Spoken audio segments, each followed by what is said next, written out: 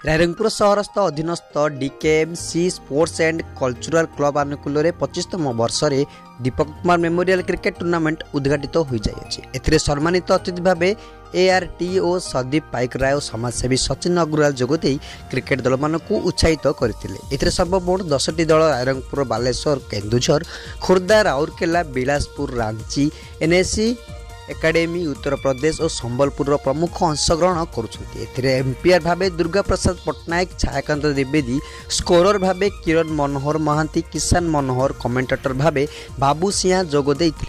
उक्त क्रीड़ा प्रतियोगितार सभापति रूपे रायरंगपुर विधायक नवचरण माझी, संपादक श्यामसुंदर ज्योतिष, अमर प्रधान देव हेम्ब्रम, स्पोर्ट्स संपादक पंचू, लोअर उपदेष्टा संजीव सिंह, प्रदीप राउत, प्रशांत परीक्षा एवं मीडिया कोऑर्डिनेटर सिद्धार्थ पाल, किशोर रजक प्रमुख उपस्थित थे। रायरंगपुर 18 ओवर 7 विकेट 133 रन करथिबा बेले बालेश्वर 18 ओवर 8 विकेट 162 रन कर विजय होइतिला।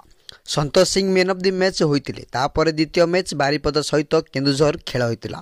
बालेश्वर 16 ओवर 8 विकेट 122 रन करथिबा बेले केन्दुझर 16 ओवर 7 विकेट विनिमय 141 रन कर विजय होइतिला।